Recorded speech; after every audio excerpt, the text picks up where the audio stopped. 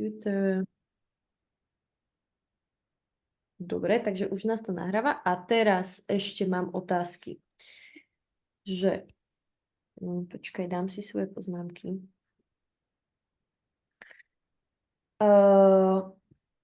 Či môžem o tebe na začiatku povedať, že teda si psychológ a na výskumnom ústave detskej psychológie a patopsychológie sa zaoberáš výskumom vzťahov medzi videohrami a vzdelávaním a tiež psychologickými aspektami hrania videohier. To je správne, to stále robíš. Mhm. Dobre. Hej. A No, ešte... tým hraním videohier sa nezaoberám na Woodpape, ale v zásade to je jedno. Dobre, a ešte som sa chcela spýtať, že ako sme sa stretli aj na tej konferencii, že ty si vlastne akoby Impact Games, teraz už ako sa tie vlčatá spojili, hej, že môžem to tak nejako povedať, alebo proste, že s nami už, poviem niečo také, že s nami dlho spolupracuješ. Hej, kľudne. Ja vlastne neviem, že ak to je akože na papieri prepojené, teda viem len, že už proste stránka bola nejako zmergenutá, ale vôbec som ju nevidel po novom, lebo nemal som ani čas, ale kľudne, však spolupracujeme, však riešime. Dobre, dobre. Uvidíš Ja teraz. som si inak vôbec nespojil, že sme sa videli na tej konferencii, až teraz mi to došlo celé. OK. Ale som chcel hovoriť, že asi sme sa videli na atmosfére, lebo som bol na tom vašom workshope, čo ste tam robili, lebo ja sa s Zuzkou poznám ešte z bývalej roboty. Hej, ona robila Tak, v Pixli tiež, no. no, tak Super. Ja som ten workshop nerobila, to robili baby, lebo to bolo zbytočné, aby sme to robili všetky. A hej, super, no však mali sme tam vlastne aj koncert. áno, no, však ten tiež samozrejme. Hej, hej. Tak super, no. Teraz robíme kampaň na CDčko. My sa konečne Hej. odhodlali vydať. Tak držím palce, som to zachytil. Ďakujem. Však Ďakujem. pozeral som na Facebook. Aj keď na Facebook moc nechodím, Mhm. ale som pochopil, že asi tam mám aj request, tak som sa tam pozrel, lebo apky som zmazal už dávno. Hej, hej. Digitálna Dobre. rovnováha, čo? No, idem si ešte, sa vypnem na sekundu a idem si ešte kávu doliať a tak. Dobre.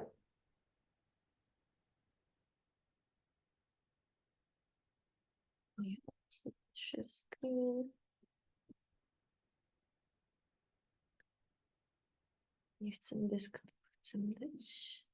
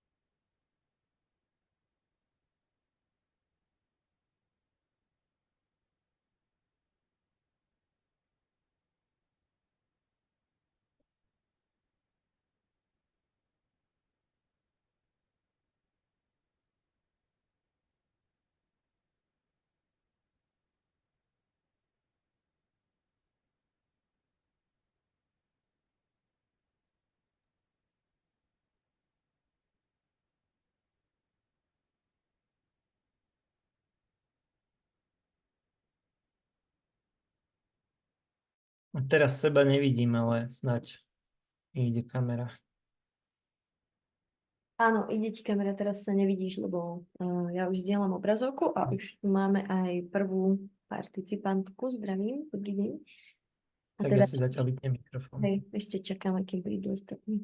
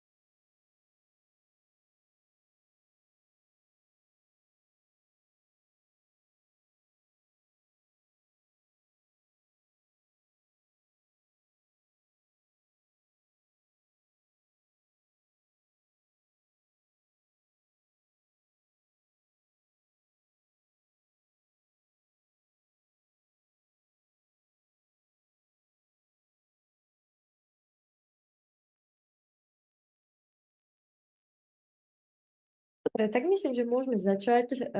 Ak ešte niekto sa pridá, tak budeme postupne teda schváľovať čakáreň. Takže dobrý deň. Veľmi pekne vás tu vítam na dnešnom webinári o digitálnej rovnováhe alebo tiež sprevádzanie detí svetom digitálnych technológií. Dnešný webinár bude viesť Michal Božík. Je to psychológ na Výskumnom ústave detskej psychológie a patopsychológie, sa zaoberá výskumom vzťahov medzi videohrami a vzdelávaním a tiež psychologickými aspektami hrania videohier. Priblíži vám, čo je to digitálna rovnováha, aké sú najvýraznejšie rizika používania digitálnych technológií z hľadiska duševnej rovnováhy a ďalej tiež určite načrieme do oblasti ako mediácia a regulácia používania digitálnych technológií s deťmi alebo ako nastavovať pravidla používania. Tento webinár a mnohé ďalšie pre vás pravidelne pripravuje občianske združenie Impact Games, tak ešte predtým, ako pustím Michala k slovu, mi dovolte, aby som vám trochu predstavila našu činnosť. Náš hlavný projekt je platforma Kamifactory. Verím, že môžete teraz vidieť našu web stránku a trošku vás ňou teraz prevediem. Čiže táto platforma je určená predovšetkým pre pedagógov, takže veľmi jednoducho si tu viete vyhľadať hry a vyfiltrovať si ich podľa veku vašich žiakov alebo podľa predmetov, ktoré vyučujete. Taktiež by som vám chcela ukázať, teda, že hry, ktoré tu môžete nájsť, sú mobilné, takéto aplikácie, alebo potom sú to hry print and play, napríklad táto, alebo v e-shope môžete nájsť aj hry kartové, ktoré sú z našej produkcie, teda Follow Me, kartová hra na rozvíjanie kritického myslenia alebo súboj vynálezcov, kde sa môžete s vašimi žiakmi dozvedieť viac o dôležitých vynálezoch. No a úplnou novinkou je spolupráca so slovenskou spoločnosťou, výrobcom Mapucle. Sú to v podstate puclové mapy z takéhoto prírodného materiálu vyrobené a na našom e-shope ich teraz predávame tiež, pretože sa veľmi dobre hodia ako v kombinácii s niektorými našimi hrami. Všetko sa vlastne dozviete na tejto stránke.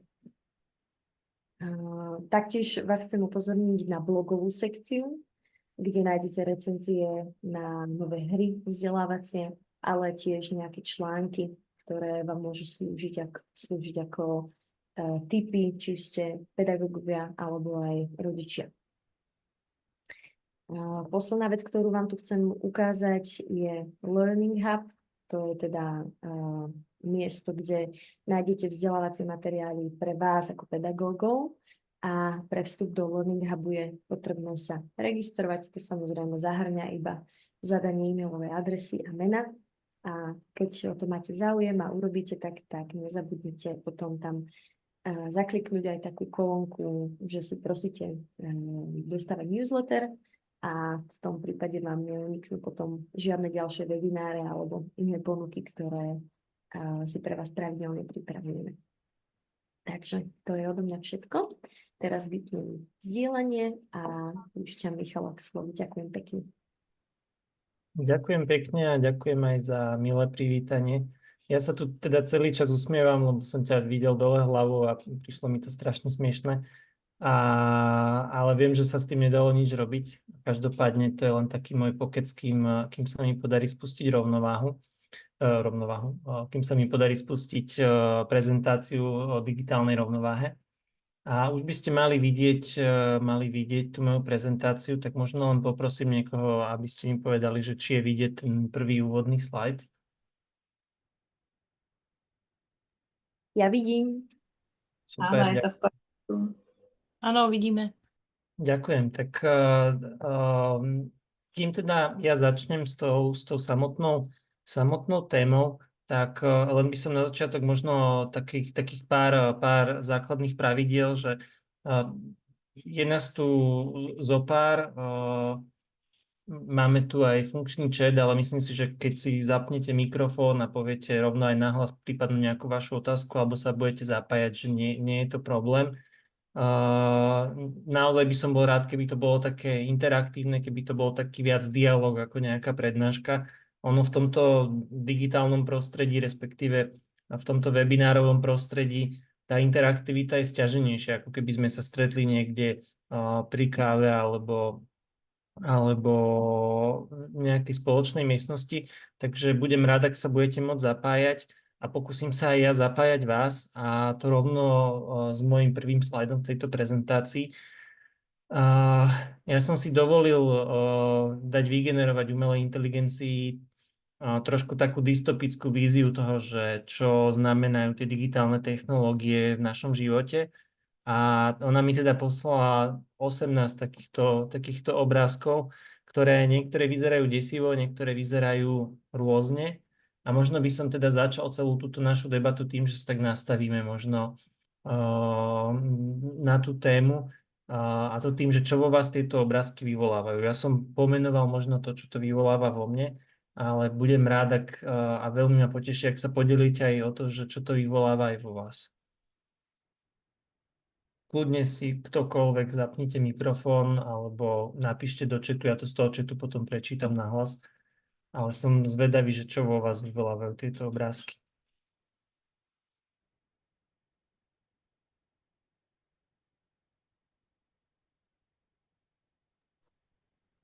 Ak môžem, tak pre mňa je to také trošku desivé ako zo sci-fi filmu, čoho by som sa nechcela dožiť. Takže asi tak. Ďakujem.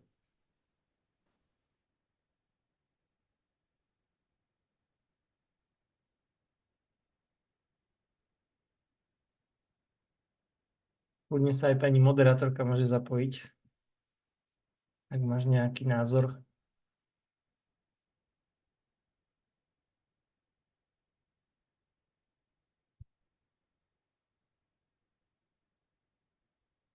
Ja už si nepamätám teda presne ten príkaz, ktorý som zadal pri tom generovaní tých obrázkov, ale bolo to niečo s tým, že deti obklopené digitálnymi technológiami alebo deti ponorené hlboko do digitálnych technológií, že nebol to úplne 100% dystopický príkaz.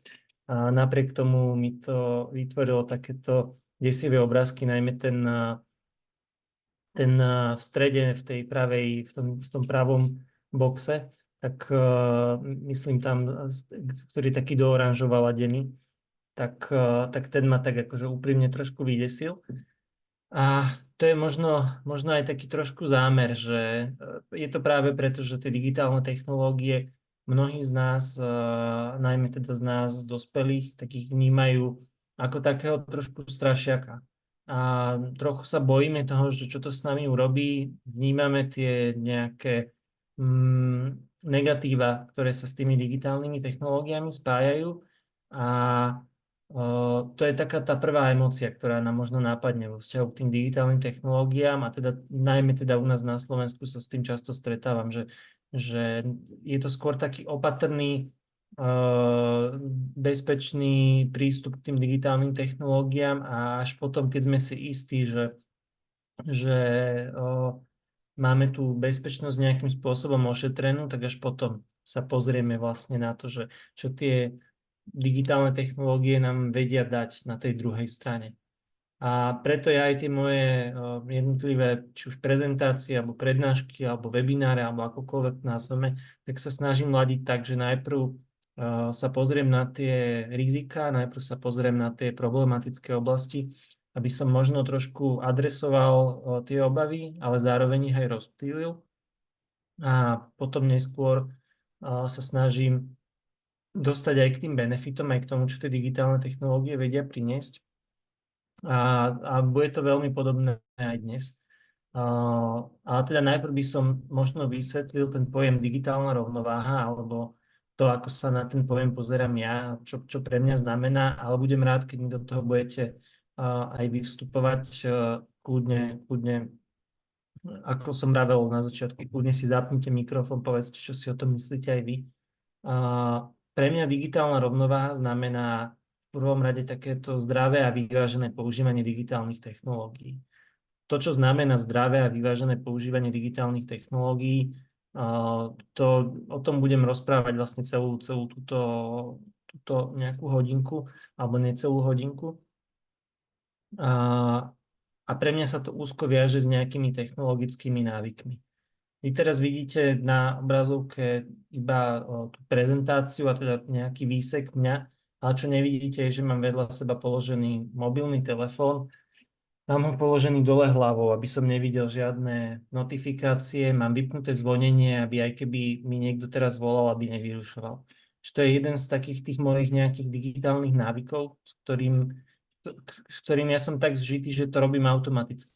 Že nerobil som to, pretože som si povedal, že máme teraz webinár, ale je to vec, ktorá nejakým spôsobom je pre mňa zautomatizovaná. A tie technologické návyky teda sú niečo, čo si dlhodobo pestujem a s čím dlhodobo pracujem práve preto, aby som minimalizoval rizika s tými digitálnymi technológiami spojené.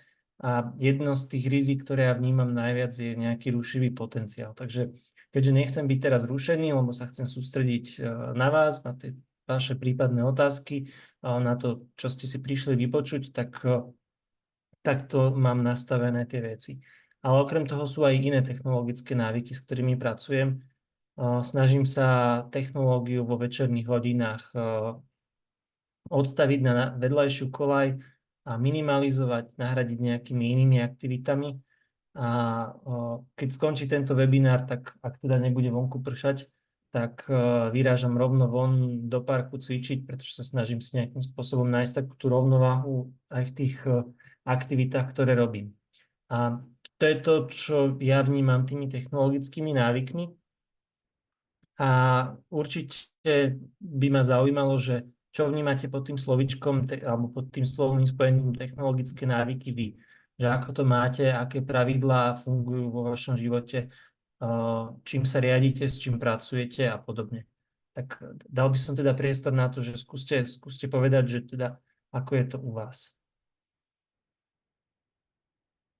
Alebo napíšte do chatu, keď nechcete zapínať mikrofón.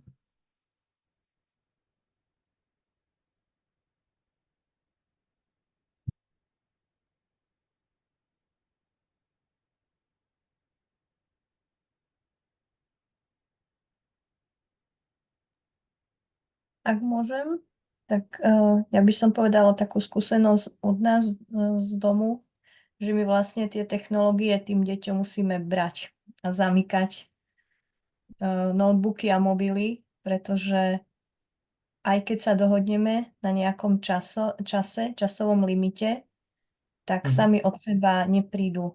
Že už mi skončil čas, ale skôr zneužívajú to, že ich neodsledujeme.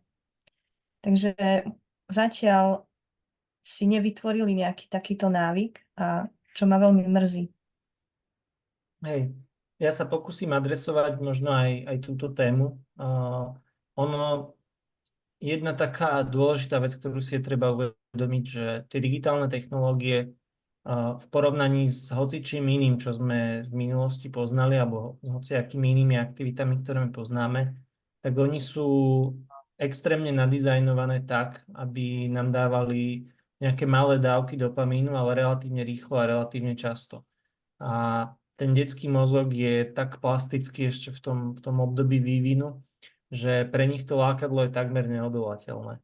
Čiže vidíme to aj sami na sebe, že aj ten náš dospelácky mozog, ktorý už teda ten svoj vývin, nehovorím, že má uzavretý, lebo mozog sa vyvíja celý život, ale ktorý je oveľa menej plastický ako ten detský, tak tiež má častokrát problém odolať tým lákadlám. Určite si viete predstaviť situáciu, kedy ste sa zabudli pri mobilnom telefóne, lebo ste sa chceli len niečo pozrieť treba na sociálnej sieti, tí, ktorí používate sociálne siete, alebo ste sa zabudli pre nejakej inej aktivite a zrazu ten čas nejakým spôsobom utekol, tak tým deťom sa toto deje a deje sa to v nejakej znásobenej rovine.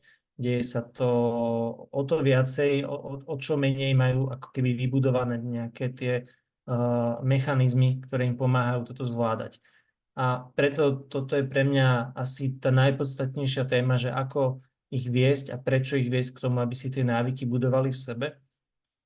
Lebo je super, že máte nejaké pravidlá, ktoré ako keby limitujú prístup k tým digitálnym zariadeniam, ale tie pravidlá okrem toho musia byť sprevádzané zároveň aj tým, že sa snažíme tie deti naozaj naučiť, aby si vybudovali tie návyky sami voči sebe. Lebo tie pravidlá ich budú chrániť do istého veku, do istého obdobia, kedy budú možno pod vašou strechou, ale príde nejaký moment, kedy budú vystavené tým digitálnym technológiám a budú im musieť čeliť sami v živote. A tam potom sa ukáže, že či tá výchova nejakým spôsobom fungovala alebo nefungovala. A teda, aby som sa pohol ďalej aj s tou prednáškou, alebo teda s tou prezentáciou, čo všetko ešte pre mňa znamená tá digitálna rovnováha. Nie je to len o tej časovej rovnováhe. Ja som teraz hovoril o tom obmedzovaní času, ale nie je to len o tom čase. Ten čas je jedna z nejakých premenných, ktoré nejakým spôsobom vplývajú na to, že či to používanie digitálnych technológií bude alebo nebude problém. Pre mňa tá digitálna rovnováha predstavuje aj rovnováhu v rámci jednotlivých aktivít, ktoré mám v živote. Čiže ja si zámerne budujem vo svojom živote zóny bez digitálnych technológií, či už časové alebo priestorové. Jednou z takou možno neočakávanou zónou, ktorú ja mám vybudovanú bez digitálnych technológií, tak to je, keď cestujem MHD, tak ja vtedy si vyberám zásadne len buď knižku alebo časopis a čítam si, či už v električke alebo v autobuse v meste, ale ten telefon sa snažím udržať vo vrecku, respektíve keď ho nejakým spôsobom používam, tak len pretože si púšťam nejakú hudbu do pozadia, aby som mal ako keby takú trošku izolačnú vrstvu od toho diania okolo a mohol sa sústrediť na to čítanie. Každý z nás si buduje tie zóny nejakým spôsobom odlišné alebo inak, ako mu vyhovujú v tom jeho živote, ale ja musím povedať sám za seba, že pre mňa je to dosť dôležitá vec, ktorú vo svojom živote určite chcem mať. A vo vzťahu k dnešným deťom je dôležité povedať to, že tie deti takéto zóny prirodzene nezažili. Že my ako dospelí, ktorí sme sa do toho sveta digitálnych technológií dostali, respektíve zažili sme aj svet bez tých digitálnych technológií versus deti, ktoré sú narodené povedzme po roku 2000, tak ako keby je tam veľký rozdiel v tom, že tie deti po tom roku 2000 vlastne nepoznajú, ako vyzeral svet bez digitálnych technológií, bez internetu, bez smartfónov a podobne. A tým pádom, aby mali vôbec možnosť si zažiť takúto zónu, tak je potrebné im ju ukázať, vybudovať. Mnohé školy, mnohí učitelia sa to snažia robiť.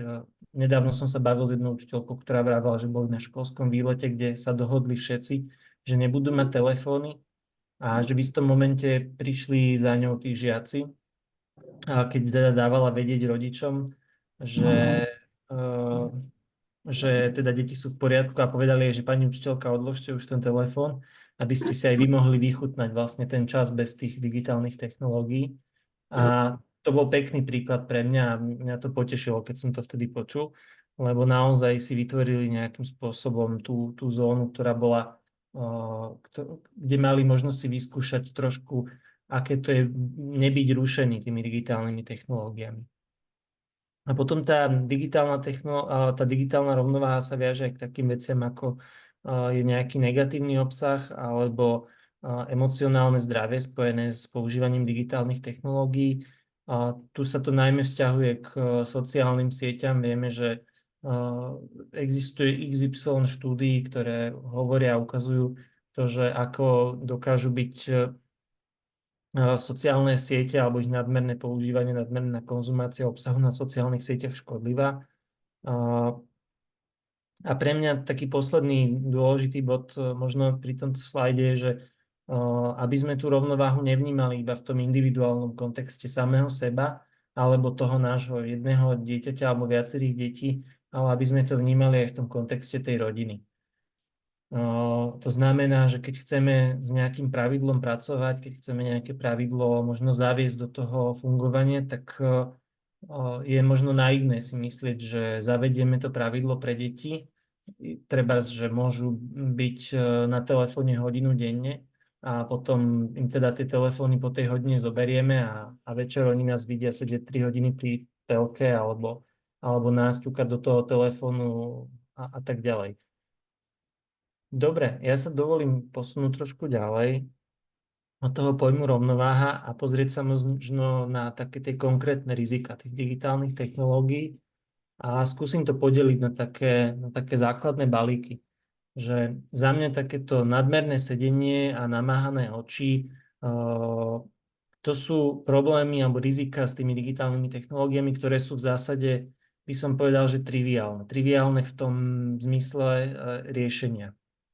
To znamená, že vy teraz nemáte pozapínané kamery, lebo som na začiatku zabudol povedať, že mne to celkom pomáha, keď mám divákov alebo poslucháčov, kde vidím živých ľudí a nielen štvorčeky. Ale keby ste mali tie kamery zapnuté, tak vidím ľudí, ako sa naprávajú za tými počítačmi, lebo pri tom, ako sa bavíme práve o tom sedení, tak všetci si uvedomia, že však sme tu pokrčení ako krevety pri tých počítačoch. A že v zásade to riešenie toho sedenia je jednoduché, že robiť si pravidelné prestávky, snažiť sa sedieť v nejakej vyrovnanej polohe, nesedieť v tureckom sede, čo je taká moja klasika, ktorú robím, keď som dlhšie pri počítači. A to isté tie namáhané oči. Tým, že vieme, že je úplne jasné a známe, že to pozeranie do rovnakej vzdialenosti ako keby bráni tomu oku, aby sa hýbalo a prevlhčovalo, tak to riešenie je jednoduché. Urobiť si prestávku alebo zmeniť tú ohniskovú vzdialenosť, pozrieť sa niekde do diaľky, aby tie okohybné svaly sa pohli, aby sa to oko prevlhčilo a aby tie oči neboli tak namáhané z tých obrazoviek. Rôzne potom aj filtre na svetlá vo večerných hodinách a tak ďalej. Že toto sú v zásade tie triviálne problémy spojené s digitálnymi technológiami. Potom sú tu ale problémy, ktoré sú zložitejšie a ktoré by som mohol nazvať problémami sociálnymi. Tam napríklad spadá kyberšikanovanie. Nejdem teraz robiť prednášku o kyberšikanovaní, to by sme mohli celý webinár s týmto stráviť a nie je to dnešnou našou témou. Ale pre mňa kyberšikanovanie je problém, ktorý je vyslovene sociálny a tam nájsť nejaké jednoduché riešenie ako pri tých predošlých problémoch alebo pri tých predošlých rizikách nie je možné práve preto, že na sociálny problém sa nedá odpovedať nejakým technickým obmedzením, napríklad tým, že zakážeme používanie digitálnych technológií v školách a máme vystarané. To do istej miery to len presunie ten problém možno do tých poobednejších hodín a podobne.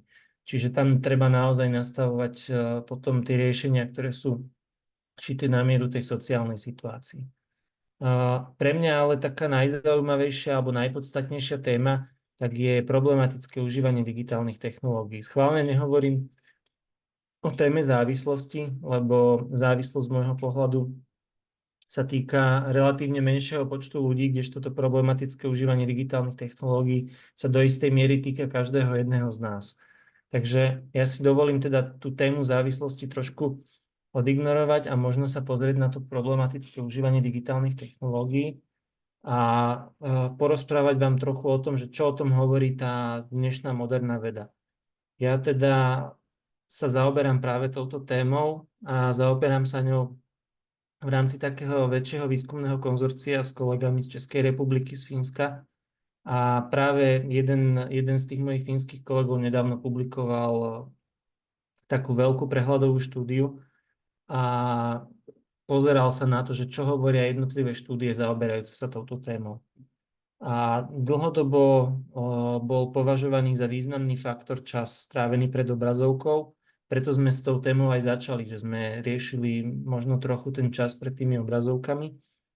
A v zásade taká nielen laická, ale aj odborná predstava bola v tom, že čím viacej času strávime pred tými obrazovkami, tým je väčšia šanca, že bude nejaký problém, že bude nastať nejaké problematické užívanie digitálnych technológií. A ono do istej miery je to pravda, ale ten čas samotný nie je rozhodujúcim faktorom vo vzťahu k problematickému užívaniu obrazoviek. On je jedným z tých premenných, ktoré nejakým spôsobom do toho vstupujú a ktoré môžu tú situáciu zhoršovať, ale sám o sebe nám nehovorí takmer nič. Ja si spomínam teraz v tomto momente na jednu moju známu, s ktorou som ešte dávno, keď som bol na vysokej škole, robil rozhovor a ona teda hrávala videohry a hrávala ich veľmi intenzívne. Hrávala ich, myslím, že to bolo, že 10 hodín denne strávila pri tej hre. A všetci v tom momente by povedali, a pred tými 10 rokmi by som to možno bol povedala ja, že tá bude určite závislá na tých videohrách. A ja som potom skúmal ďalej ten prípad a pýtal som sa jej, že teda prečo a čo a tak ďalej. A vlastne zistil som, že ona mala problémy s chrbtom a nemohla chodiť medzi ľudí. Nemohla chodiť ani do práce, ani nikde mimo dom. Proste musela byť celé dni len doma zatvorená. A tak si vynahrádzala ten nejaký sociálny kontakt tým, že hrala tú videohru a teda tam mohla byť v kontakte s ľuďmi. A naozaj, keď som ďalej pokračoval v tom výskume, to bol teda výskum diplomovej práci, tak som zistil, že väčšina tých jej spoluhráčov ju označovala ako takú bútlavú vrbu, ku ktorej sa môžu vrátiť, s ktorou sa môžu porozprávať, ktorá ich vypočuje a tak ďalej. A ja som potom tento prípad, keďže ma zaujímal osobitne, odsledoval o pár rokov neskôr a vtedy už teda ten problém s chrbtom vymizol a vymizlo aj to z nášho pohľadu asi nadmerné používanie v tomto prípade tých videohier. A čo som chcel celou touto nejakou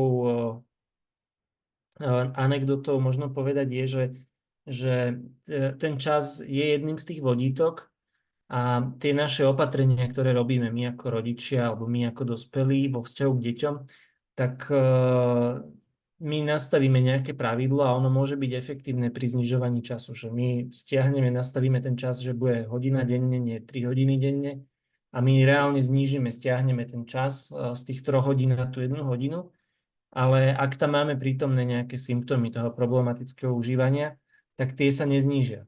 To je takéto hlavné zistenie tých mojich fínskych kolegov, alebo teda fínskeho a malajského kolegu, aby som bol presný, že síce znížime ten čas, ale tie symptómy ostávajú veľmi podobné alebo rovnaké. A je to spôsobené práve tým, že tých premenných je tam viacej. A okrem toho času je dôležité sa pozrieť aj na ten obsah, ktorý cez tie digitálne technológie alebo cez tie obrazovky nielen tie deti, ale aj my dospelí konzumujeme. A je potrebné sa pozrieť zároveň aj na kontext, v akom sa to odohráva a v neposlednom rade sa pozrieť na nejaké individuálne charakteristiky toho dieťaťa samotného. V tomto bode ja si dovolím urobiť takú kratučku mentálnu prestávku a trošku vás prenesiem, možno neviem, že koľký z vás sú alebo fungujú v rámci školstva alebo majú nejakú aktuálnu skúsenosť so školstvom.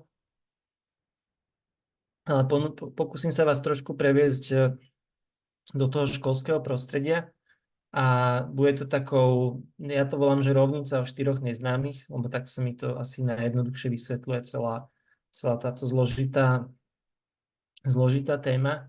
A že v zásade si predstavte rovnicu, kde máte 4 neznáme. Tie 4 neznáme sú pred vami, je to čas, obsah, kontext a tie individuálne charakteristiky dieťaťa. A za zátvorkou máte vlastne ten výsledok. A tým výsledkom je, že či to používanie digitálnych technológií bude problém pre to dieťa alebo pre toho človeka, alebo nebude problém pre to dieťa alebo pre toho človeka. A ja skúsim tú rovnicu nejako namodelovať a teraz budem potrebovať aj vašu pomoc. Vy mi poviete, že či to je alebo nie je problém, že skúsime si zahrať takú malú hru, že namodelujeme takú situáciu. Takže predstavte si 12-ročné dieťa, trebárs chlapca, to je jedno, ktorý strávi hodinu za nejakou obrazovkou. To je jedno, či to je počítač, alebo tablet, alebo smartfón. A tá moja otázka je veľmi jednoduchá. Bude to pre to dieťa problém, alebo nebude to pre to dieťa problém? Stačí mi odpoveď áno, nie.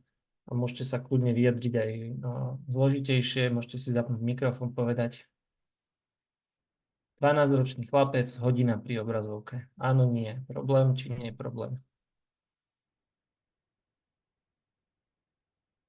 Z chatu čítam, že nie. Môžem povedať, Nech že sa ja by páči. som si myslela tiež najprv, že nie, ale keď ste tu dali tieto faktory, uviedli, tak asi pravdepodobne áno.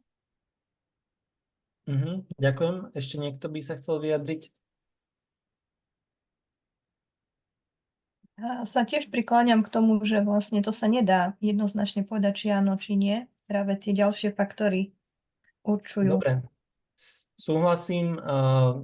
Potrebujeme doplniť tie ďalšie faktory. Tak ja teda skúsim doplniť ďalší faktor. Máme teda 12-ročného chlapca, hodinu pri obrazovke a doplním tam, že tá hodina bude pozerať nejaké vzdelávacie video. Bude to problém, alebo nebude to problém? No tak to asi nie je problém teda. Niekto si myslí niečo iné? Alebo niekto, kto by chcel potvrdiť, že to tiež nebude problém? Ja tiež súhlasím, že toto by nebol problém. Dobre, z chatu čítam tiež, že nie, nebude to problém. Ja sa usmievam, lebo ono je to taký trošku chyták. Ja tam teraz doplním ďalšiu premennú, lebo teraz sme teda mali ten čas a obsah. A ja tam skúsim doplniť nejaký kontext. A tým kontextom bude, že toto pozeranie vzdelávacieho videa sa odohráva o 2:00 ráno. A otázka ostáva stále rovnaká. Bude to problém, alebo nebude to problém? 12-ročný chlapec, hodina pri obrazovke, pozeranie vzdelávacieho videa o 2:00 ráno. Z chatu čítam, áno, bude to problém. Aj za mňa už problém. Áno, Zlá asi hodina. áno. Dobre. Áno. Ja sa ospravedlňujem za to, že som z toho spravil takýto trošku chyták. Ale mám dobrú skúsenosť, že takto sa dobre vysvetľuje ten kontext. Ten kontext je asi najzložitejšia z tých 4 premenných a zároveň ona je aj najpodstatnejšia, že ona tie jednotlivé situácie, tie jednotlivé interakcie medzi tými digitálnymi technológiami a nami, ktorých používame, alebo tými deťmi, ktoré ich používajú, tak zásadným spôsobom mení. Ja mám pripravený potom ešte taký druhý príklad, ale pre krátkosť času ho nebudem teraz rozoberať do detailov. A bol to ten istý scenár, 12-ročné dieťa, ale bolo tam, že 5 minút, násilné video a znova bola tá otázka, že či je alebo nie je to problém. A väčšinou teda dostávam tie reakcie, že áno, je to problém. A ja potom hovorím, že zase mi tam chýba ten kontext. Že keď je ten kontext to, že riešime nejakú tému, to dieťa príde za rodičom, že má že počulo o tejto a tejto téme, ja neviem, vojna na Ukrajine a podobne, a chce si tú tému nejako rozdiskutovať s tým rodičom a ten rodič zvolí, že použije na to ilustrovanie tej témy nejaké 5-minútové video, tak tá interakcia s tými digitálnymi technológiami v tom kontexte toho, že ide o vysvetľovanie, v tom kontexte toho, že je to s rodičom, že si sa o tom rozprávajú, tak to nemusí byť vôbec problémom, napriek tomu, že ten obsah, ktorý tam máme, je negatívny. Takisto, keď som hovoril o tom časovom kontexte, že o 2:00 ráno môžete mať študenta, ktorý, 18-ročného, trebárs 19-ročného študenta vysokej školy, ktorý sa pripravuje na skúšku a pozerá o 2:00 ráno to vzdelávacie video, lebo ešte sa snaží naučiť všetko na poslednú chvíľu. Kde teda z dlhodobého hľadiska, jasné, je to problém, lebo málo spí, ale z toho krátkodobého hľadiska to môže dávať zmysel, že mu to nejakým spôsobom pomôže. Ono je to samozrejme v tejto konkrétnej situácii otázne, keďže zase existujú rôzne teórie učenia a toho, že kedy sa kto čo naučí a ako sa konsolidujú tie vedomosti, ale povedzme, že by to nemusel byť problematický kontext. Ak to nie je každý deň, ak to potom treba dospí a podobne. Čo som tým celým chcel povedať je, že ten kontext je veľmi výrazný a veľmi dôležitý pri tomto. A keď mne prichádzajú také nejaké, poviem to tak, že novinárske otázky, že koľko času by mali deti stráviť pred obrazovkami, tak ja im práve odpovedám vždy touto rovnicou, že ono ťažko povedať, lebo sú deti a sú deti. A ten čas samotný nám nehovorí nič, pokiaľ nepoznáme ten obsah, pokiaľ nepoznáme ten kontext. Ešte by som sa možno zastavil pri tých individuálnych charakteristikách, lebo my sme tam zatiaľ použili iba tú charakteristiku veku dieťaťa, ale do toho vstupuje XY ďalších nejakých premenných, ktoré môžu zmeniť zase tú celú situáciu. Či už je to osobnosť toho dieťaťa, môžu to byť nejaké záujmy toho dieťaťa. Ja mám 6, teda vlastne teraz už pomaly 7-ročného synovca, ktorý je strašný fanúšik poľnohospodárskej techniky, lebo vyrastá na takej, povedzme, že farme s koňmi a tak ďalej.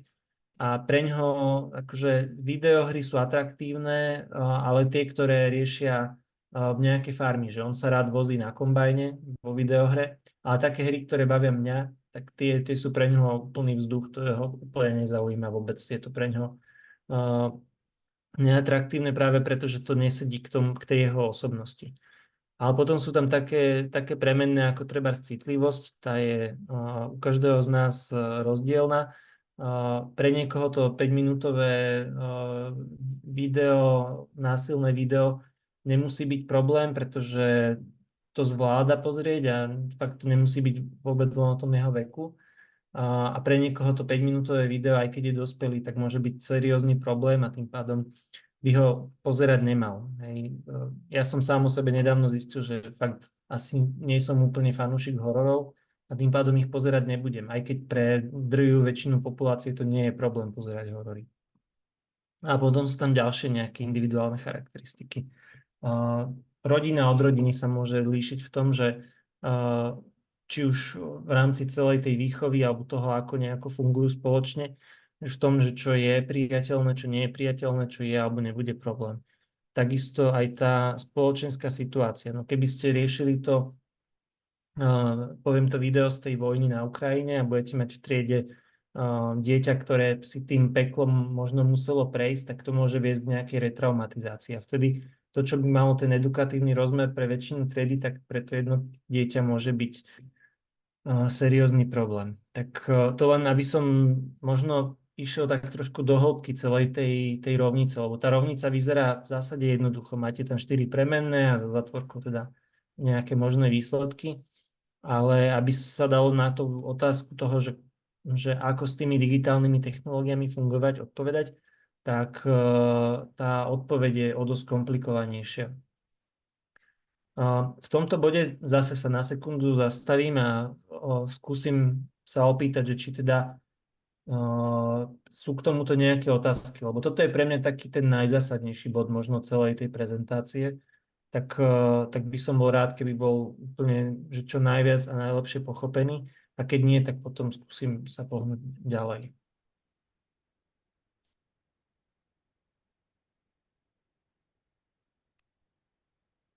Samozrejme, keď vám nenapadá aj teraz, tak môžete, ale videl som zapnutý mikrofón, tak poďte. Ja by som sa len chcela tak spýtať, či už máme tak nejak orientačne, že na vek, že koľko by mali stráviť s takým rozumným obsahom detí podľa veku. Aspoň na, neviem, predškolský vek, školáci, mladší, starší a tak. Ja to skúsim zodpovedať takými dvomi radami. Prvá je, že treba si to rozdeliť podľa tých vekových kategórií. Dobre ste to pomenovali, že ja to mám podelené u seba, že tie najmenšie deti to je do 3 rokov, potom mám tých predškolákov, mladších školákov, čo je teda prvý stupeň, a potom mám druhý stupeň stredoškolákov. A v zásade pre každú tú kategóriu je tá hranica nejaká iná. To, čo máme preukázané jednoznačne zo štúdií, je, že pri tých najmenších deťoch, čiže do tých 3 rokov, ten čas by sa mal limitne blížiť 0. To znamená, že jasné, že nič sa nestane, keď raz za čas im pustíte tú nejakú rozprávku, ale ideálne sa tomu vyhýbať v tomto veku. Jedinú výnimku, ktorú kolegyňa, ktorá o tomto napísala aj knižku, bude aj v odporúčaných materiáloch na konci, tak dáva, tak je pri komunikácii so starými rodičmi. V tom predškoláckom veku ten čas by sa stále mali sme sa snažiť ho udržať čo najnižší. Z vlastnej rodiny poviem, že môj brat teda sa snaží, má ešte mladšieho syna, 2,5-ročného, tak sa snaží ako keby že limitovať ten čas čo najmenej, ale už u toho staršieho, ktorý teda je teraz v 1. ročníku, tak ten čas nejaký tam narastá. Ale tam by som povedal, že nemalo by to prekročiť nejakú pol-hodinu alebo takýto nejaký čas relatívne krátky.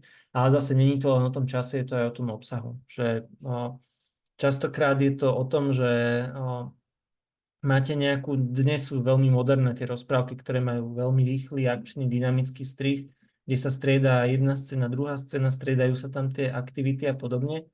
A preto dieťa, ktoré je vo vývine, ktorého mozog vlastne nestíha spracovať také množstvo podnetov, tak to je strašný chaos a je toho strašne veľa a vie ho to veľmi rýchlo prevalcovať. Tí tvorcovia tých rozprávok to robia aj zámerne, práve preto, aby vlastne to dieťa zaujali tým. Ale keď sa pozriete na tie niektoré staršie rozprávky, tak tie, ktoré boli kvalitne spravené, že do toho vstupovali či už psychológovia alebo neviem kto ďalší, tak boli také, kde sa opakovali tie scény dokola, kde sa opakovali tie repliky dokola, kde do kolečka, ja myslím teraz na rozprávku Maťko a Kupko, kde proste dokola opakujú tú jednu repliku stále do kolečka, aby si tie deti mohli trénovať, či už tie slova, alebo aby sa mohli nejako stotožniť s tou situáciou, ktorá sa tam odohráva. Čiže to je ten predškolský. Tých mladších školákov stále platí, že možno do tej hodiny denne, a potom u tých starších školákov tam už ten čas môže narásť a zase záleží veľmi od toho obsahu, od toho kontextu, kedy sa to deje. Každopádne, keď dávam takú radu, ja to hovorím, že podľa sedliackého rozumu, tak hovorím, že nemal by ten čas presiahnuť 1/3 voľného času dieťaťa. Je to dostatočne individuálne na to, aby sa do toho zmestili všetky deti. Každé dieťa má ten svoj čas nejaký iný, ten voľný čas, myslím. Záleží to od tých rôznych povinností a aktivít. Tú druhú tretinu ja teda nechávam na nejaký fyzický pohyb a tú tretiu na nejakú inú intelektuálnu aktivitu. A vtedy vieme, že máme taký plus minus vyvážený životný štýl. Ale samozrejme nemusí to byť v tomto prípade nejaké šialene rigorózne alebo prísne. Keď proste vieme, že je celý deň prší, tak trvať na tom ísť von je jasné, že sa dá ísť aj do toho dažďa, ale asi sa dajú tie pravidlá nejako upraviť situačne a naopak zase, keď je krásny deň vonku, tak vtedy tie digitálne technológie tam nemusia byť vôbec. a že dá sa to takýmto spôsobom variovať. Čiže možno takto len stručne. Ja sa k tomu ešte asi aj vrátim ďalej v tej prezentácii. Tak neviem, či som to zodpovedal dostatočne. Ďakujem. Super. Dobre, tak ja sa posuniem trošku ďalej. Ešte tu mám asi 3-4 slajdy, tak aby sme to stihli v tom danom čase, nech vás potom nezdržujem veľmi. V prvom rade, čo sa myslí nejakou reguláciou a mediáciou digitálnych technológií? Toto je odborný termín, ktorý používame či už vo výskume, alebo s ktorým nejakým spôsobom pracujem. A tým mediátorom je v tomto prípade ten rodič. To znamená, že je to vlastne tá osoba alebo ten človek, ktorý stojí v strede medzi tým dieťaťom na jednej strane a medzi tou digitálnou technológiou na druhej strane. A teda ten rodič alebo ten učiteľ, ak sa bavíme o škole, tak je ten, kto nastavuje nejakým spôsobom tie pravidlá, kedy a za akých okolností a ako s tými digitálnymi technológiami to dieťa interaguje. A vlastne existujú dva také veľké balíky týchto opatrení, aktívna a reštriktívna mediácia, s tým, že obidva tie balíky majú svoje miesto vo výchove. Tá aktívna mediácia sú skôr také techniky, kde teda s tým dieťaťom diskutujeme, kde tomu dieťaťu nejako vysvetľujeme, ako fungujú tie digitálne technológie. Pomáhame mu trebárs naučiť sa, ako ich obsluhovať, ako si vyhľadávať informácie, ako s nimi pracovať a tak ďalej. Častokrát do tohoto balíku spadá aj nejaká participácia pri tom procese používania. To znamená, že spolu s tým dieťaťom tie technológie používame, alebo keď sa hráme nejakú hru, hráme sa ju spoločne a podobne. A v tomto balíku teda, alebo pri týchto opatreniach ten rodič alebo učiteľ vystupuje ako pozitívny model, alebo ako možno nejaký príklad pre to dieťa. Potom máme ten druhý balík, ktorý sa volá reštriktívna mediácia. A tam spadajú také tie viacej regulatívne prvky typu rôznych obmedzení, nejakých technických reštrikcií. Ja si z môjho detstva pamätám, že technická reštrikcia bol zobratý zdrojový kábel z počítaču, aby sa teda nedal zapnúť ten počítač.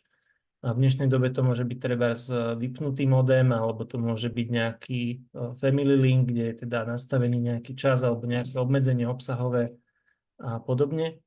A potom sú to rôzne monitorovacie a filtrovacie praktiky a tak ďalej. Čo treba povedať je, že tieto dva prístupy nie sú navzájom nejakými opozitami voči sebe. Oni nie sú, že na jednej strane máte reštriktívnu mediáciu, na druhej strane aktívnu mediáciu. Sú to dva paralelné javy alebo dva paralelné balíky, kde môžete mať na jednej strane nízku aktívnu a nízku reštriktívnu mediáciu, na druhej strane vysokú aktívnu, vysokú reštriktívnu mediáciu. A vlastne z nich vám môžu vznikať jednotlivé balíky tých opatrení, ktoré fungujú. Čo vieme na základe tej nejakej modernej vedy, tak je to, že tá reštriktívna mediácia oveľa viacej funguje u tých menších detí a naopak u tých starších detí začína narážať na nejaké mantinely a dokonca u tých tínedžerov, ak je prehnaná tá reštriktívna mediácia, tak môže byť kontraproduktívna. To znamená, že príjmeme viacej opatrení nejakých reštriktívnych a to problematické používanie sa nám zhorší, pretože to dieťa bude hľadať spôsoby, ako tie pravidlá obchádzať. Čiže tá krivka tej reštriktívnej mediácii by mala byť taká, že máme relatívne vysokú reštriktívnu mediáciu v tom mladšom veku a postupne nám klesá.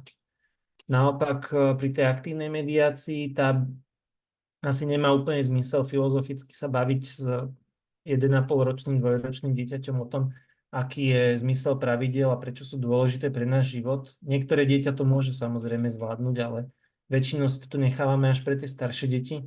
Čiže tá aktívna mediácia by mala byť, nehovorím, že nízka, ona by mala byť na nejakej úrovni, ale mala by postupne preberať rolu tej reštriktívnej mediácie a možno trošku viacej ísť do popredia v tom staršom veku. Ale celé to vlastne smeruje k tomu, že sa snažíme viesť k tomu tie deti, aby si nejakým spôsobom nastavovali vlastné pravidlá. Lebo ono neexistuje nejaký univerzálny set pravidiel a v tomto existuje tá individualita tých škôl, ale aj detí. Ale vždy je to teda ten mix toho aktívneho, reštriktívneho prístupu. Ale v nejakom bode tie deti sa dostanú do veku, kedy budú potrebovať vlastné pravidlá, aby keď, tak povediac, keď ich vypustíme do tej voľnej prírody, keď už budú fungovať samostatne, aby si vedeli same nastaviť tie hranice, aby rozumeli tomu, prečo tie hranice potrebujú. Práve preto, aby rozumeli tým lákadlám tých digitálnych technológií. A teda, čo mne vychádza z toho, alebo čo mi príde ako taká dobrá prax, tak v prvom rade to, že tie pravidlá nastavujeme spolu s deťmi, keď tie deti nemajú možnosť sa zapojiť do toho procesu, keď tie deti nemajú možnosť vyjadriť nejakým spôsobom ten svoj názor. To neznamená, že ten názor musí tie pravidlá nejakým spôsobom zmeniť, ale musí byť vypočutý. Tak vtedy sa im oveľa ťažšie stotožňuje s tými pravidlami, vtedy oveľa ťažšie sa im chápe aj ten zmysel tých pravidiel a funguje s nimi. Toto je možno takým skorej smerom aj k školám, ale platí to asi aj v tých rodinách, že je potrebná aj pravidelná reevaluácia alebo také nejaké znovu nastavovanie tých pravidel a hľadanie toho, že či ten model funguje. Ja tam mám napísané, že minimálne raz za rok, alebo pol roka, ale keď si predstavím to, že keď prišiel pred tými 4 rokmi COVID, tak sme sa potrebovali zariadiť zo dňa na deň. V zásade na druhý deň sme potrebovali úplne nové pravidlá. Ja viem, že taká extrémna situácia nemusí prichádzať každý deň, ale treba myslieť na to, že aj tie deti zrejú nejakým spôsobom, nielen po tej fyzickej, ale aj tej psychickej stránke. A to, čo platí dnes, tak o týždeň už môže byť úplne zbytočné, respektíve nefunkčné práve preto, že to dieťa proste dozrelo a naozaj je potrebné tie pravidlá nejako upraviť. Čiže tá diskusia o tých digitálnych technológiách by mala byť pravidelnejšie. Vidím tú otázku v čete, hneď sa k nej vrátim. Hneď sa k tomu vyjadrím. Len teda dopoviem toto ešte, čo hovorím. Existujú zároveň aj nejaké témy, ktorým sa my tak trošku možno aj podvedome vyhýbame. Častokrát sa mi to deje, keď ma zavolajú robiť nejakú prevenciu do školy. Zavolajú ma na tému buď videohier alebo sociálnych sietí, ako vo vzťahu k tým digitálnym technológiám. A ja im hovorím, že viete, že ešte tu máte veľkú tému pornografie, ktorá proste všade vyskočí a všade je to veľký problém a nikto ju s tými deťmi nerozoberá. A väčšinou sa stretnem s tým, že väčšinou to je školská psychologička, kto ma volá, tak mi hovorí, že ale toto nemôžeme, to pani riaditeľka nedovolí, alebo rodičia sa budú sťažovať, keď túto tému budeme riešiť. Potom s tými deťmi riešim teda tie povolené sociálne siete a hry a opýtam sa ich, že a aké veci máte treba zakázané od rodičov a potom z tých detí vylezie, že teda pozeranie sa na videá pre dospelých a už viem teda, že tá téma tu rezonuje, tá téma tam nejakým spôsobom funguje, len my ju tak trošku posúvame do úzadia. Čo sa tým deje, vzniká nám taká šedá zóna zodpovednosti, že školy to nechcú riešiť, lebo sa boja reakcie rodičov, alebo všeobecne možno sa boja do tej témy ísť, lebo im to príde, že im to neprislúcha. A rodičov, keď sa pýtam, tak častokrát sa mi stane, že vôbec netušia, že tie deti už dávno videli tú pornografiu. Keby som sa teraz opýtal ja vás, že kedy sa prvýkrát deti stretnú s pornografiou, tak by som mal rôzne odpovede. Kľudne napíšte do chatu, ak máte na to nejaký názor. Alebo si zapnite mikrofón, povedzte.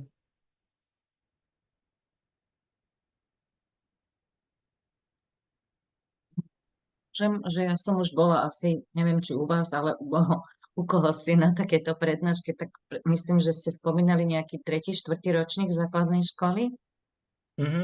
Je to 3., 4. ročník, je ten najbežnejší čas, ale tá najsprávnejšia odpoveď na to je, že najneskôr pár dní potom, alebo týždňov, maximálne týždňov potom, ako dostanú svoje prvé vlastné zariadenie. Že to je ten najneskorší bod. Čiže keď tomu dieťaťu dáte v prvom ročníku ten vlastný smartfón s prístupom na internet, tak vám garantujem, že proste do pár týždňov tú pornografiu uvidí. Takže to je taká najpresnejšia odpoveď. Lebo my tým dávame deťom takú vstupenku do sveta dospelých. A ja tým nechcem ani strašiť, ani nič naznačovať, len to, že je toto veľká téma a my máme ako spoločnosť, a hlavne teda ako slovenská spoločnosť, takú tendenciu trošku ignorovať. K tej otázke z chatu, prečo je monitorovanie a filtrovanie neefektívne, najmä preto, že to veľmi vie nabúrať dôveru dieťaťa voči rodičovi. V istom veku, väčšinou sú to teda typu pubertiaci alebo tí tínedžeri, tak už narazíme na to, že to monitorovanie, ak je príliš prehnané, tak tomu dieťaťu to vadí, vníma to ako zasahovanie do nejakého svojho súkromia, do svojej autonómie a vie to veľmi nabúravať tú dôveru toho dieťaťa a preto ho veľmi neodporúčam. U tých menších detí to ešte vie fungovať, ale aj tak by som s tým fungoval opatrne. A filtrovanie je neefektívne, pretože tie filtre akokoľvek sa my snažíme treba tú tému pornografie obmedziť alebo nejakým spôsobom tie deti pred tým ochrániť, tak ona na nich vyskočí niekde. A to je úplne jedno, že kde, či to bude ako reklama na nejakej stránke, kde si dieťa chcelo pozrieť niečo absolútne nesúvisiace s pornografiou, alebo či mu to ukáže ten spolužiak toho dieťaťa, ale proste na ňo to vyskočí. A preto pre mňa není ani tak cieľom zabrániť tomu, aby to dieťa sa nestretlo s tým negatívnym obsahom, ako to naučiť ho, aby prišlo za tým rodičom, keď sa s tým stretne, aby malo tú odvahu s tým rodičom sa o tom baviť, diskutovať, aby sa nehambilo, nebálo tú tému otvoriť. Keď sa ma pýtajú niekedy, že kedy dať dieťaťu ten prvý smartfón, počul som na to takú veľmi dobrú odpoveď práve na prednáške o pornografii, kde to kolegyňa pomenovala tak, že vtedy, keď ste pripravení na to, že to dieťa sa stretne so všetkým, čo na tom internete je. A to je diametrálne odlišná odpoveď ako to, že v 3. ročníku to robí väčšina rodičov. Tak možno preto to filtrovanie je z môjho pohľadu neefektívne. Lepšie je to dieťa pripraviť na to, s čím sa v tom digitálnom svete stretne a vysvetliť mu, že takto tá realita teda či už medziľudských vzťahov alebo tých partnerských vzťahov nevyzerá. Ja by som si dovolil ešte na záver, tu mám pár takých bodov, niektoré som už adresoval. Ja som preskočil jeden slajd, kde boli jednotliví aktéri, ktorí by mali byť prítomní pri nastavovaní pravidel, ale v zásade pre mňa najpodstatnejšie je, že aby boli v tej debate zahrnuté aj tie deti. A teda v tej debate by mali byť všetci zúčastnení. Ak ste učiteľ, tak by tam do tej debaty o nastavovaní pravidel mali byť zahrnutí aj rodičia, aj deti. Ak ste rodič, tak tiež by ste mali mať túto tému vydiskutovanú aj s tým učiteľom v tej škole, lebo dieťa tam trávi polovicu tých svojich bežných pracovných dní a tým pádom by ste mali minimálne poznať, že aké pravidlá v tej škole majú vo vzťahu k digitálnym technológiám. A mne sa ukazuje, že je dobrou praxou neprichádzať s nejakými múdrosťami, ale zaujímať sa a diskutovať naozaj od najmenších druhákov na základnej škole až po štvrtákov na univerzite, to je celý rozsah, kde nejak prednášam alebo diskutujem, tak všade sa stretávam s tým, že s tými deťmi sa o tejto téme veľmi málo bavíme, veľmi málo sa ich pýtame a dávame im priestor klásť otázky alebo vyjadrovať tie svoje názory a oni naozaj majú silné názory na to, len ako keby, že väčšina z nás dospelých ich nepočúva. To som už hovoril, že pravidlá nastavené rodičom vydržia iba nejaký čas, tak to len zopakujem, že snažím sa tie deti viesť k tomu rozmýšľaniu a nastavaniu si vlastných pravidiel. A tak ako som tu nás začal tým, že trošku vás možno vystrašiť, či už cez tie obrázky alebo cez to nejakým spôsobom adresovať možno tie vaše obavy, tak pri tých deťoch začínam presne opačne, že najprv idem cez tie pozitíva, cez tie benefity a až potom sa dostávam k tým rizikám, aby tí deti rozumeli, že ja rozumiem tomu, že čo ich baví a láka na tých digitálnych technológiách. Takže tam volím ten opačný postup. Dobre, ja si dovolím ešte, kým teda prejdeme možno na nejaké otázky, ukázať vám posledný slajd tej prezentácie a rovno do chatu posielam aj link na tú prezentáciu. A toto sú vlastne materiály, ktoré ja som za pár rokov nazhromaždil a ktoré mi prídu ako zaujímavé, lebo v tomto krátkom čase sa dá pokryť iba niečo, čo v iba taký základ, iba pár takých akože základných bodov. A kto by si chcel možno o tom prečítať alebo pozrieť viacej, tak v tej prezentácii nájde všetky tieto linky, na každý z nich sa dá kliknúť. A možno spravím len trošku reklamu kolegyni na jej knižku Hry, síte a porno. Ja som jej tú knižku pripomienkoval, pre mňa to je jedna z najlepších vecí, ktorá je na našom knižnom trhu vo vzťahu k výchove a digitálnym technológiám. A hovoril som Miške, keď tú knižku písala, že nedávaj do názvu porno, na Slovensku si to nikto nekúpi. To porno v tom názve nechala, tak teraz jej musím robiť reklamu, aby ľudia naozaj vedeli, že to je kvalitná vec, ktorá sa oplatí napriek tomu, že tam má explicitne v názve to porno, lebo ja chápem, že to je dôležitá téma, ale teda trošku to možno odrádza u nás na Slovensku. Knižka je v češtine, ale verím, že to nebude problém. Každý z tých materiálov je teda klikateľný a ja teda sa dovolím vrátiť ešte možno k tým nejakým otázkam, ak sú, a k nejakému kontaktu na mňa. A to je možno z mojej strany na teraz všetko. Ďakujem za vašu pozornosť. Dúfam, že to bolo aspoň trošku prínosné, aj keď v takomto krátkom formáte.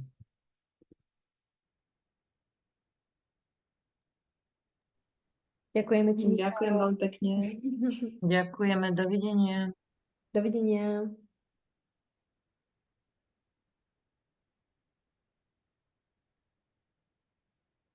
A ak sú ešte otázky, kľudne zodpoviem čokoľvek.